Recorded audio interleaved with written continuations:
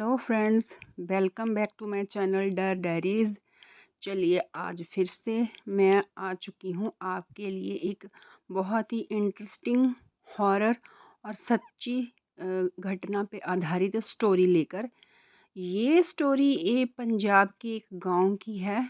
वहाँ पे एक बहुत ही रिच और नाइस फैमिली रहती थी। उनका एक बेटा था।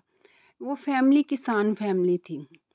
तो किसान जो थे वो थोड़े बूढ़े हो चुके थे और बेटा यंग था। तो ज़्यादातर बेटा ही खेतों में काम करने के लिए जाता था। तो उन्होंने खेतों में ना एक कमरा बना रखा था प्रॉपर, जहाँ पर बैठकर आराम कर सकते थे, लेट सकते थे, सो सकते थे। तो जो वो लड़का था वो रात को कई बार दिन में खेतों में पानी वगैरह लगाने जाया करता था। कभी किसी फ्रेंड को ले जाता था साथ में, लेकिन कई बार अकेला ही चला जाता था। तो कई बार उसके फादर उसके साथ जाते थे।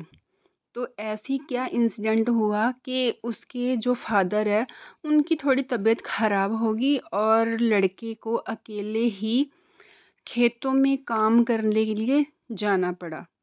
बात ये हुई कि उनका जो टाइम था पानी का वो रात को ही पानी लगाना होता था, क्योंकि दिन में लाइट की प्रॉब्लम होती थी। तो रात को खेतों में पानी लगाने के लिए लड़के को जाना पड़ा 9 बजे के बाद। तो वो लड़का मोटर ऑन करके अपने रूम में जाके लेट गया कि कई घंटे चलना है पानी। तो जब बंद करना होगा तो मैं यहीं से उठ के बंद करके वापस घर चला जाऊंगा। उस दिन वो अकेले ही गया, क्योंकि उसके साथ रात को जाने के लिए उसका कोई दोस्त भी नहीं आया। तो लड़का आराम से वहाँ जो चारपाई लगाई हुई थी ना कमरे के अंदर, उसके ऊपर लेट गया जाके। और अचानक से क्या हुआ कि एक लड़की बाहर उसको नज़र आई, जो उसको बाहर कमरे के अंदर घूर रही थी, बार बार देख रही थी बाहर खड़ी। तो उसको लगा कि पहले तो उसने वो देखा कि शायद मुझे ऐसे ही वहम लग रहा है, लेकिन जब उसने ध्यान से देखा तो सच में एक लड़की थी। तो उसने सोचा कि शायद ये आसपास के खेतों में काम करती होगी और भी इसके साथी होंगे, ये शायद यहाँ पानी वगैरह पीने के लिए आई होगी। लेकिन जब वो खड़ी रही वहाँ पे तो फिर उसने बार बार देखता गया उसको, और वो लड़की भी उसको देखती गई, लेकिन वो अपने रूम से बाहर नहीं गया। कि उसने यही सोचा कि वो पानी पीने आई होगी और चली जाएगी। नेक्स्ट डे सेम उसके साथ यही इंसिडेंट फिर से हुआ। फिर से वो लड़की आई रात को। वो पानी के लिए आया था, खेतों में काम करने के लिए आया था। तो वो लड़की फिर से आई। तो उसने उसको थोड़ा अजीब लगा कि कल भी ये लड़की आई थी और आज फिर से आ गई, इसके साथ कोई आया भी नहीं। तो ऐसे करके धीरे धीरे जब उसने बाहर जाके देखा तो कोई भी नहीं था। तो उस लड़की ने अपने बारे में गलत शलत इन्फॉर्मेशन दी कि मेरे घर में कोई नहीं है, मैं अकेली हूँ, गुजारे के लिए काम करना पड़ता है, देर रात तक खेत में काम करती हूँ, पड़ोसी के खेत में काम करती हूँ। तो ये सब बातें बता के उसने उस लड़के को अपने जाल में फंसाना शुरू कर दिया। तो ऐसे करते करते करते उनकी दोस्ती बहुत ज़्यादा बढ़ गई, इतनी बढ़ गई कि वो लड़की उसको प्रेशर डालने लगी कि मैं तू मेरे साथ शादी कर ले, क्योंकि वो सुंदर दिख रही थी बहुत ज़्यादा। तो वो रोज़ उसके कमरे में आती, उससे बातें करती और ऐसे दिखाती जैसे वो उससे बहुत ही ज़्यादा प्यार कर रही हो। तो वो लड़के ने उसको बोला कि मेरे घर वाले ऐसे शादी को नहीं मानेंगे, क्योंकि वो अपने ही हिसाब से करेंगे शादी, क्योंकि वो गांव के लोग हैं और उनकी सोच ही ऐसी है कि लव मैरिज के अगेंस्ट हैं वो। तो उस लड़की ने बोला मुझे कुछ नहीं पता, तुझे अपने घर वालों से शादी के बारे में बात करनी होगी, नहीं तो मैं सुसाइड करने की कोशिश करूँगी, ये करूँगी, वो करूँगी। मतलब ऐसे उस लड़के को उसने परेशान किया, भ्रमित करने की कोशिश की, अपनी बातों में उलझाने की कोशिश की। तो वो कहता चलो ठीक है। तो रात को जब वो उसके बिस्तर के ऊपर बैठी थी आके ये सब बातें कर रहे थे, उस लड़के ने उसको बोला लाइट बंद करने के लिए। तो उस लड़की ने क्या किया कि वहाँ चारपाई पे बैठे बैठे ही अपनी बाजू को बढ़ा दिया और लाइट का जो स्विच है वो ऑफ कर दिया।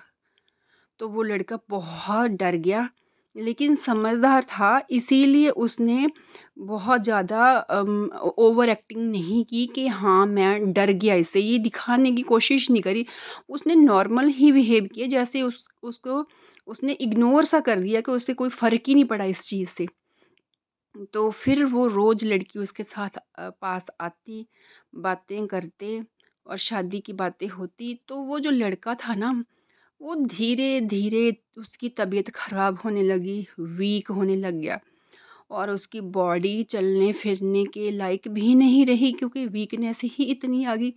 लेकिन वो जो लड़की थी डेली वो कहती थी कि तेरे घर का कोई दूसरा ना आए खेतों में, तूने ही आना है, क्योंकि मैं तेरे से मिलने आया करूँगी रोज़। तो कई बार लड़के के फादर ने बोला कि मैं जाता हूँ, ले तेरी तबीयत ठीक नहीं है, लेकिन वो कहता कि मैं ही जाऊँगा। तो घर वालों को थोड़ा शक हो गया कि नहीं, कुछ तो गड़बड़ है, कुछ तो गड़बड़ है। ये जा तो इसी का किसी के साथ चक्कर चल रहा है, या फिर कोई और गड़बड़ है, कोई मतलब जैसे बच्चे ना नशे वगैरह के चक्कर में पड़ जाते हैं, कुछ ऐसा तो नहीं। तो उसके फादर ने और मदर ने, फैमिली मेंबर्स ने ये सब जानने की कोशिश की, लेकिन उसको कुछ नहीं बताया। तो जब लड़का बहुत वीक हो गया, बहुत ज़्यादा उसकी तबीयत हालत ख़राब हो गई, बिगड़ गई, चलने-फिरने लायक नहीं रहा, तो उन्होंने बोला कि चलो तेरे को हम ना डॉक्टर के पास ले चलते हैं। लेकिन वो लड़का मना कर दिया, उसने कहता नहीं मुझे कुछ नहीं हुआ, मैं फिट हूँ, ठीक हूँ, मेरी तबीयत बिल्कुल एकदम ठीक है। तो फिर उसके पेरेंट्स मना करते गए कि आज के बाद तू मोटर पे नहीं जाएगा, लेकिन वो लड़ झगड़ के जाता ही था, क्योंकि वो अब उसके इतना पीछे पड़ गई थी लड़की कि उसको धमकियाँ देने लगी थी, मैं तेरे घर पे आ जाऊँगी, तेरी फैमिली को नुकसान पहुँचाऊँगी। तो वो फँस गया था कि उसको समझ में नहीं आ रहा था कि मैं क्या करूँ? उसने घर वालों को भी ये बात बताने से मना करा था कि मैं वो असल में लड़की कौन है। तो वो लड़का बेचारा ना तो घर वालों को बता सकता था, ना ही उसको मिलने जाना बंद कर सकता था, क्योंकि ऐसी सिचुएशन में फँसा हुआ था कि उसके घर वालों को भी उसकी वजह से दिक्कत हो सकती थी, प्रॉब्लम हो सकती थी, वो उसकी फैमिली खतरे में थी।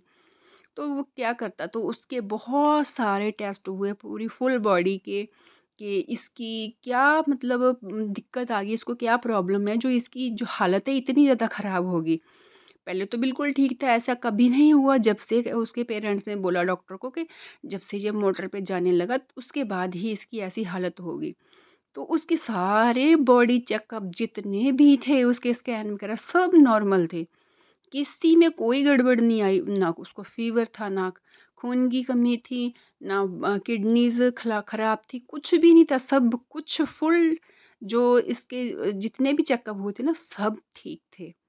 तो डॉक्टर भी हैरान, क्योंकि उस लड़के की हालत बहुत ख़राब थी, बीमारी का पता नहीं था चल रहा, तो पेरेंट्स भी हैरान।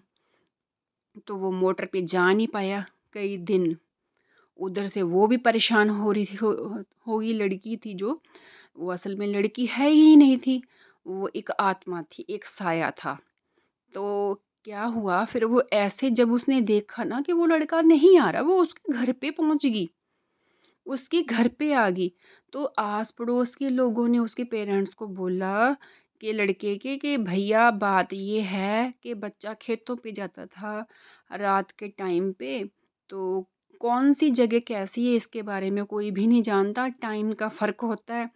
हो सकता है इसको कोई बाहरी साये ने कोई परेशान किया हो, जहाँ इसके ऊपर कोई बाहरी साया आया हो, या फिर किसी जादू टोने के पास से निकला हो, कुछ गड़बड़ है बच्चे में जो डॉक्टरी इलाज इसके ऊपर काम ही नहीं कर रहा।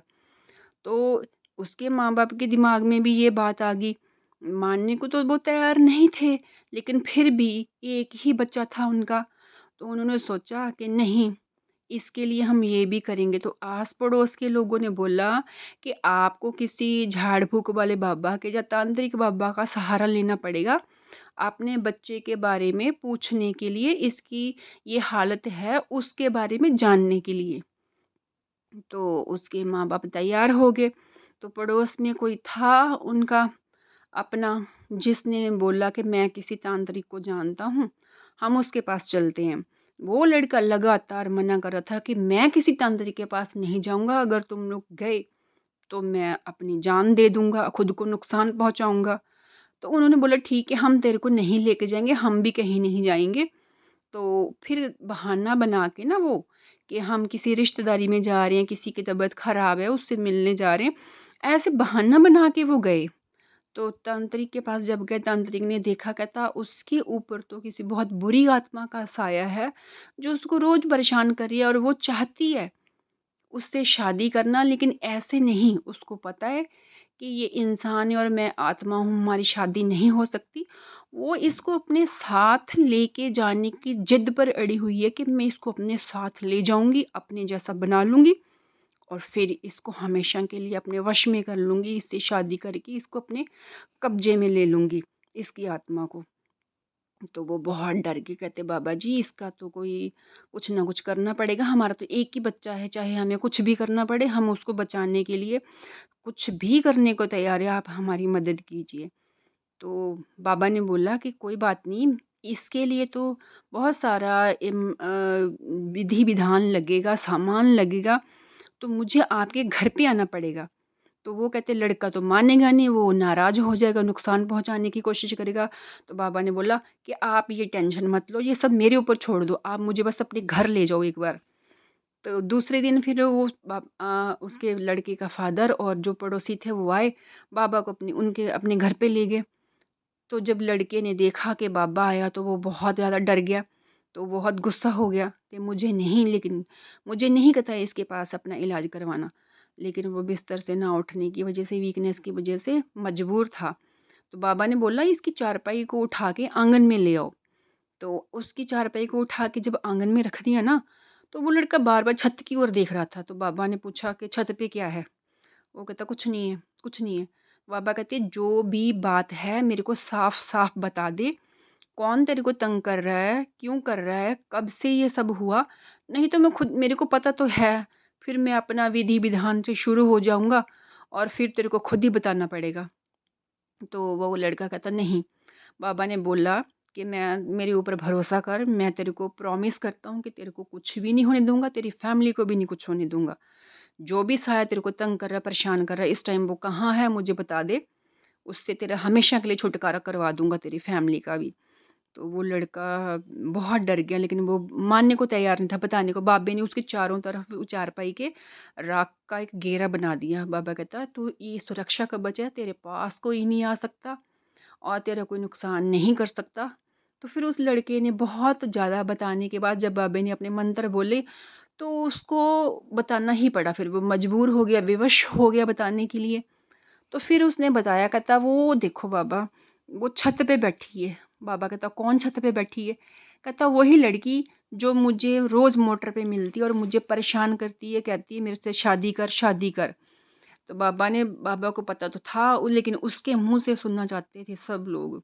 बाबा उसके मुँह से सुनना चाहता था ताकि उसके माँ-बाप को भी जो है इस बात का भरोसा हो जाए कि बाबा झूठ नहीं बोल रहा, जो बोला सच बोला, और उसी के बेटे के मुँह से बुलवाना चाहते थे सारी स्टोरी। तो उस लड़के ने फिर सारी स्टोरी बताई कि मेरे साथ ऐसे हुआ, मैं पहले दिन मोटर पे गया, तो वो लड़की मेरे को दिखी, मुझे लगा पानी पीने आई होगी, दूसरे दिन फिर से आई, फिर उसकी मेरे साथ दोस्ती हो गई।